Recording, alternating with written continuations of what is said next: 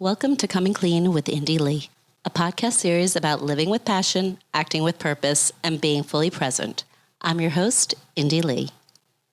Our guest today is the incredible Leah Thomas. Leah is an intersectional environmental activist and eco-communicator. I had the pleasure of having a virtual coffee date with Leah a few weeks back, and I knew I absolutely had to have her on the podcast. Okay, Leah, first of all, again, thank you so much for coming on to our podcast, or my podcast. I am so excited for people to get to know you. Yeah, I'm so excited to be here. Thank you so much for having me. So I thought I'd start out with asking you to really guide us through the conversation and really define what it is you're doing. So most importantly, what would you say, or how would you define intersectional environmentalism and environmental justice? Thank you so much for that lovely intro. So for me, I learned about intersectional theory back when I was in college, and intersectional theory was created by Kimberly Crenshaw, and it identifies the ways in which our dynamic and overlapping identities might influence the way that we experience the world around us and how the world around us experiences us. So, for example, we're complex individuals. So I'm a Black woman, and I also grew up in St. Louis, and all of those things impact my identity. So from race to culture to religion to sexuality, on and on and on, all of those parts of our identities overlap and influence the way that we might experience both prejudice and privileges. And for context, I learned about intersectional theory through intersectional feminism, which is a type of feminism that makes sure to advocate for all women and addressing the ways that race and class and gender and sexuality might impact that person's womanhood. And I started to realize that something similar could be applied to environmentalism as well, especially when I learned about environmental justice, like you mentioned, and started reading the data of how people of color and low-income communities in the United States experience climate injustice and environmental hazards at higher rates. And that includes anything from increased exposure to poor air quality, poor water quality, lack of access to green spaces, and also closer proximity to toxic waste sites and landfills. So when I started to see that data and how it varied on race and wealth lines, I realized that, okay, I feel like the environmental conversation should also focus on the people component and our identities, especially if people of color will be facing the brunt of the climate crisis. And it felt incredibly urgent. So I define intersectional environmentalism as a type of environmentalism that advocates for the protection of both people and the planet. And it identifies the ways in which injustices happening to marginalized communities and the earth are interconnected. It brings injustices done to the most vulnerable communities and the earth to the forefront, and doesn't minimize or silence inequality. So that's how I define intersectional environmentalism. And to me, it's a path to accomplish environmental justice.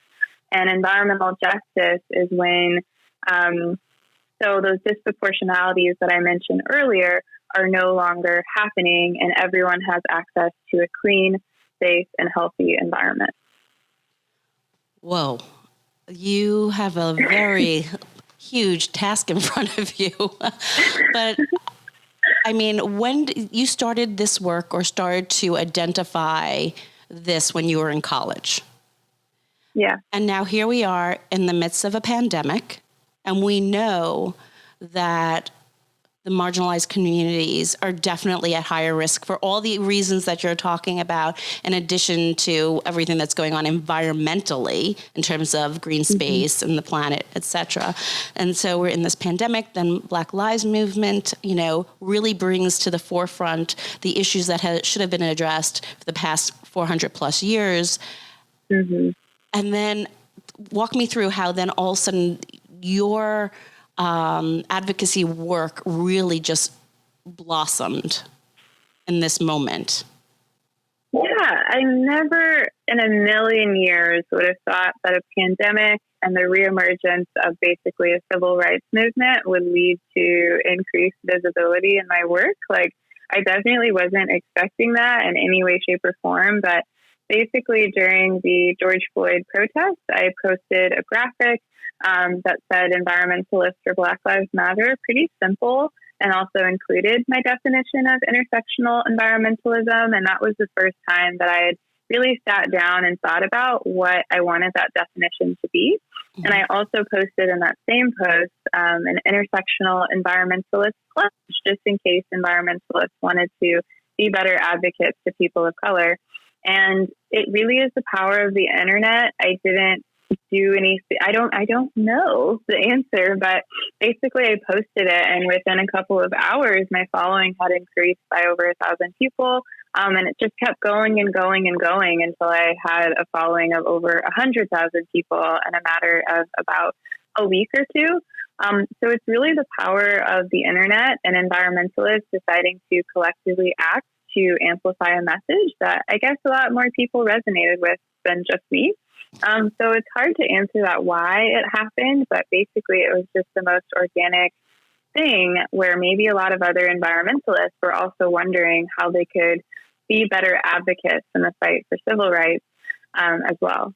I mean, it was almost like the perfect storm, to be quite honest with you. Yeah. But I think, what you're doing and taking on is what everybody is now seeking. Like, how can we help? And it's not just about making sure that the Black Lives Movement and people are aware of, exactly as you're saying, the civil rights movement. It goes far beyond that. It goes to how do we systemically start to address the problem?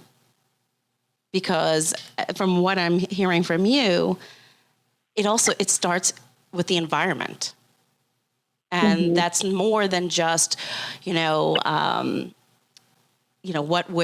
we're living, but it also goes to what is being made available for everybody at every income level. Exactly. And I think, you make a great point. Like, looking at the way we treat the environment as a society is a really good indicator of how we treat our people. Because if as a society we're degrading the environment and not protecting our literal home, and if we're not protecting our home, how are we going to protect our neighbors around us? So I think, exploring those interconnections and the ways that society treats the environment is a really good indicator of what we need to do to treat people better as well. So what are the first steps for people to get involved? And how are you?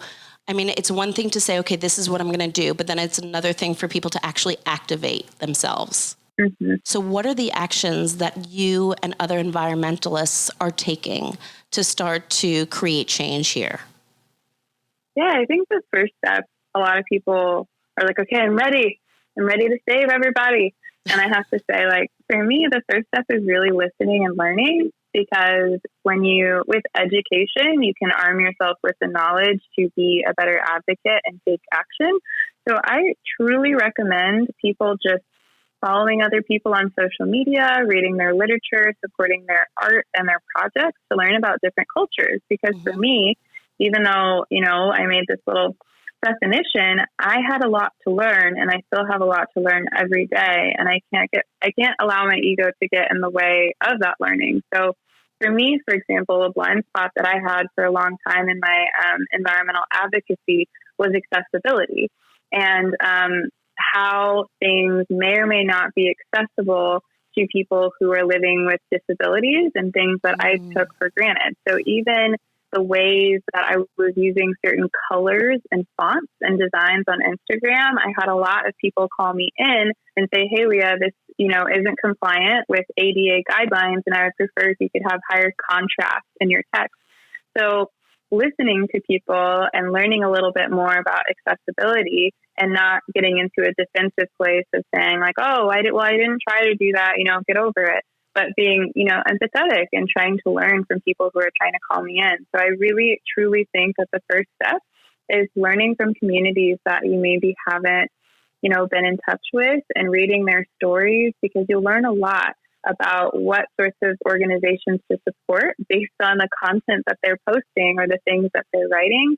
And then after you feel like you've kind of learned a little bit about these different communities, then figuring out how you can amplify the work that's already been done by people from these communities. because there's no need to be a savior necessarily in this fight for environmental justice. But what people could use, the people who have been on the front lines for a long time, is support. And that support could be monetary support sometimes. That support could be amplifying a message on social media. That support can be talking to your friends and family about diversity and inclusion and the climate crisis. Support can look different. So yeah, those are just a couple options. No, those are great options, because I think people immediately think, okay, let's take action. And you're right. You need to first understand and listen, because different communities are going to need different things, and not being defensive of the way they want the help, because it's not about you. It's simple things, but you're right. Even when we go to the font and what's the contrast ratio, I don't think that people realize that. I'm a parent to a child that's dyslexic, and different fonts he can't even read. He's like, Mom, I have absolutely no idea what that says. He can't read. I mean, truthfully, he can't read script because of that. So it's interesting to think about that, even as it applies to what you're saying in your work as well. I also noticed something that I got involved with very early on was the farm to table movement and building school gardens to really provide access to foods in urban areas, because it wasn't just donating food and things of the like. It's also, let's teach children the importance of stewardship of the earth, but also how to grow their own foods in urban settings. Yeah, absolutely. And it was amazing to see how schools and communities were taking non-green spaces and converting them into community gardens that the schools and the young adults and even the kids were then maintaining. And as a result, guess what? They're more willing to eat better. They want to eat the food that they're growing. And all of a sudden, we're having conversations about the importance of health. And it's those simple little changes that can truly create significant effects in communities. Yeah, I think food accessibility, like, that's such an important conversation to have, because I think a lot of, like you're saying, a lot of people don't know about like food deserts and food apartheid, and the fact that a lot of people, they might want to eat organic produce or regeneratively grown produce, and it's not because they don't support those efforts, but it's because, there's a root problem. A lot of people are living in neighborhoods where they don't have community gardens. So if someone wants to be an advocate or an ally, maybe supporting projects to bring organic produce into those areas in an empowering way where students can learn how to grow their own food. So it's not necessarily saying, how can I come in and save you? But hey, here's a really cool, empowering thing that can help support this community and also help end food apartheid and any accessibility concerns. And what I've learned from, and I don't even know, Leah, if you know this, before I got into skincare, that's what I was doing. I was helping with school gardens because it was very important. Yeah. This is something that I am very passionate about. I have a 750 square foot greenhouse in my backyard, and I was growing organically grown starter plants and vegetable plants and herbs to then bring to school gardens so that we can plant them together and start teaching and having that conversation. But just even the cost of earth boxes, they're just not that expensive. I mean, and you can do this with plastic, you can do them with garbage cans cut in half. And there are a lot of different ways to upcycle, discarded plastic containers to help create these movable gardens.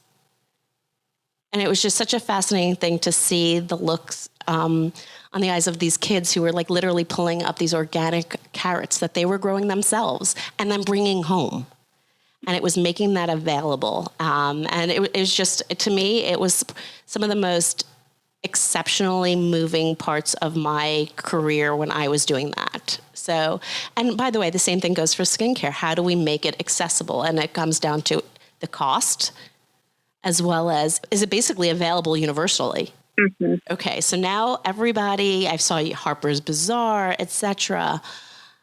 With everything coming forward, and like you said, you went from like literally, a small following to, over 100,000. How are you handling this? Like, how are you taking care of yourself? How are you really finding self-care for yourself right now. I mean, basically your passion is almost taking on the world, which is not an easy thing to do. So how are you taking care of yourself through this massive growth when so many people are now coming to you for help? Oh, that's such a good question. And I really appreciate you asking. And I think that's something that should be brought up a lot more with activists, because I think there is a lot of giving and wanting to educate. And sometimes I feel a tremendous amount of pressure because, if I'm getting a lot of direct messages or companies or people who are like, Leah, help me. Like, I want to do this work. Please educate me. It's a tremendous amount of pressure because I don't want to say the wrong thing. Because if I say the wrong thing, then maybe I won't convince someone to care. And if I can't convince someone to care, like I kind of go down this anxious spiral. Mm-hmm. And I have to remind myself over and over again, like I'm just one person and I'm human. And in order to do this work, that I do need to set some boundaries. And that means that I won't be able to respond to the hundreds of direct messages and emails that I get every day. And I found myself getting exhausted so quickly in this process because I just wanted to, the fight feels urgent to me because at the end of the day, that means that maybe people that look like me or from communities like mine might have a shot at life. And that's such a high stake, but then remembering, okay, I'm just one person in this process and I need to take a step back and I need to reconnect with the things that I love in order to do this work that can be really draining. So I make sure to spend time at home, relaxing. The silliest of things, I love watching reality TV to just turn my brain off. Like I get it. I love Real Housewives. I know that's not like an environmental thing at all. Listen, but, it's not one thing that defines you, right? You need to find where you're going to be able to turn off so that you can do the work that you need to do. Exactly. And I'm also experimenting with just like fun content on my personal Instagram, Green Girl Leah, because I want to show people that environmental activists can be human. Yep. They can be fun. They can be, that's why I love writing for publications like Elle and, like Vogue or just places, Refinery 29, where people might not be used to seeing this sort of content, but I want to make this sort of thing a little bit more normal and then also show that activism doesn't have to be boring and super serious, and then I can post a video of me dancing and still be, an environmental science person at the same time. I think there's this, I hate to say it, but there's this generalized concept that, environmental activists are, it's go, go, go, and you have to agree with them, and it's so heavy. And I love that you're making it approachable because then people are willing to understand. If they feel that they couldn't possibly measure up or they don't understand it because it's so heavy that they might not be willing to invest in it emotionally, and you are creating that space where you're like, hey, I'm just like you. Take a look at what I'm about as well. And I absolutely love that you do that because as you know, I follow you on Instagram and I love it when you're just sharing your music and you're dancing around and you're saying, hey, I'm a silly girl too. I'm having fun. But yeah, I also have this serious side because you're right. The stakes are so high here. This is not like, I don't even know what to compare it to because we're talking about life. And this is like do or die situations here. We've got to create change. It has to happen. And it's hard to measure you can't do everything. You can't take this charge on all by yourself, etc. But yet at the same time, you're like, if I don't take this on, people are dying. So that's why I wanted to say, like, how are you taking care of yourself? It's so important. How has the education and the experience of working in environmentalism shaped, like, even brands that you're choosing in the beauty space, in the personal care space, in the food space? Like, how is it changing your purchasing and consumer behavior? That's a good question. So how has my experience in this space influenced the way that I like purchasing? Yeah, like you're going to look at things differently. Yeah, I love transparency. Yeah, I love transparency. I love when I go to a company and they are sustainable and they tell me what they're doing wrong. And I know that sounds a little silly, but I love when I see something that's like, okay, our product is made with 95% recycled materials and glass, but we have this, one plastic part to it because, we don't know what else to use, but we're investing in the technology to make this product better versus a company that portrays itself as being like perfect. Because I know sustainability is a journey. So I always look out for that sort of transparency. Any innovations that a company is doing, if they have a sustainability report, I totally geek out over that sort of thing. So yeah, I love transparency and accountability. And when companies can say, yeah, we did this wrong, but here's what we're doing to be better. I love that because it feels a little bit, I can trust a company like that more than one that's, pretending to be perfect, because I've worked in sustainable companies. Like I worked at Patagonia headquarters for a little under 2 years. And working there, they're basically, in my opinion, one of the most sustainable apparel companies in the world. And they are still able to acknowledge, where they'd like to be, 10 years from now and what innovations they'd like to do. And I think that helps shape for me, like, okay, I want other companies to also be transparent as well. I love that. No, I think it's so important because there is no such thing as perfect. And by saying you are, or saying that there isn't room for you to improve, is sort of like, are you really looking at yourself? Are you really self-reflecting? I mean, when we do it, we have an entire, we call it AIIC, which is basically an entire division that is about looking at sustainability practices, looking at diversity and inclusion practices. And we have a group that's dedicated to it now within the organization so that we can continue to raise the bar for ourselves, which was something that was really important to Encore, which is the company that invested in us, and in 2 other brands. And we as individual brands come together on the AAIC committee, which I think is amazing.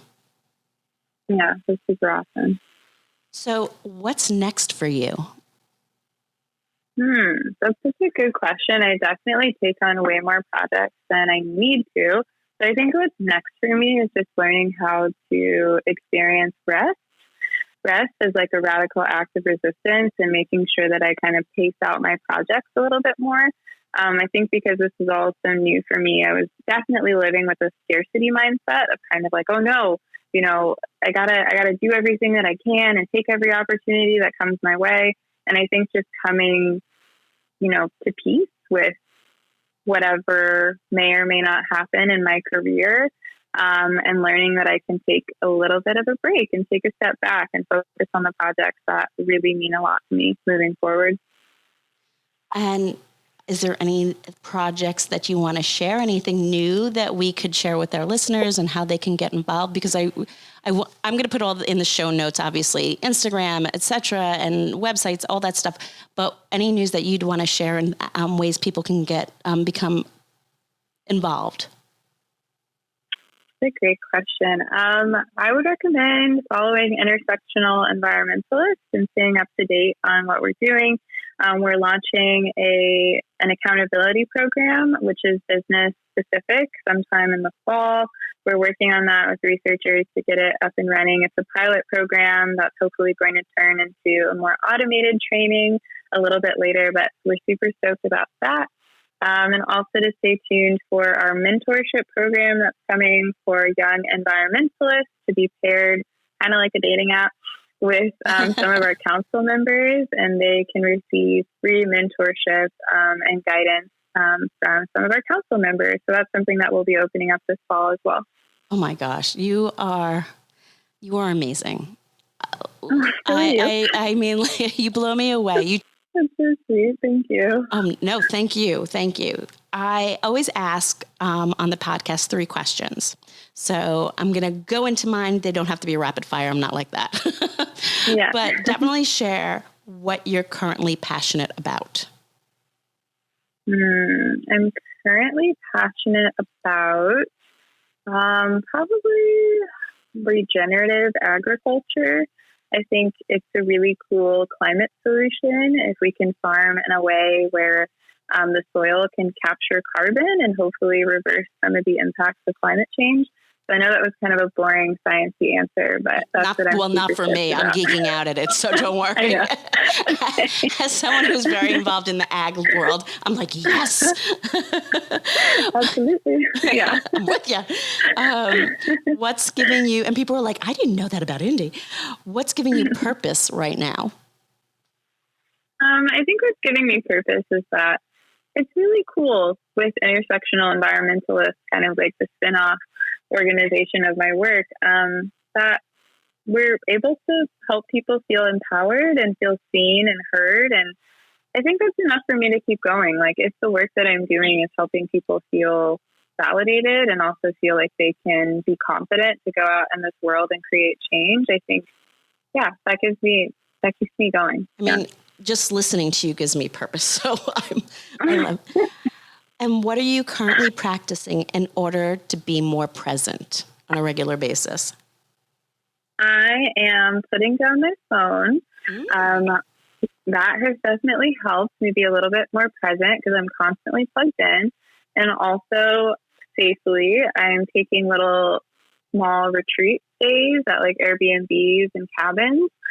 Because being in the same, I feel very lucky to be able to do that, but being in the same environment sometimes doesn't, if I'm working here, sleeping here, having fun here, I need a little bit of separation. So just having little short staycations in different locations has helped me kind of just stay present. Well, Leah, thank you so much for coming onto the podcast. I really do appreciate it. I know how busy you are. So thank you so much for taking out time from everything you're doing to share with our listeners who you are and what you're doing. And I know we talked about it, so people can follow you on Intersectional Environmentalist and Green Girl Leah on Instagram. Any other ways people should follow you? That is definitely the best way to follow me. Check me out on Green Girl Leah and also Intersectional Environmentalist. Leah, thank you so much for being on with me today. Thank you. I appreciate it so much. Thanks so much for listening to today's episode of Coming Clean with Indie Lee. Don't forget to hit the subscribe button, and ratings and reviews are always appreciated. If you have an idea for an upcoming episode, don't forget to email me at comingclean@indielee.com.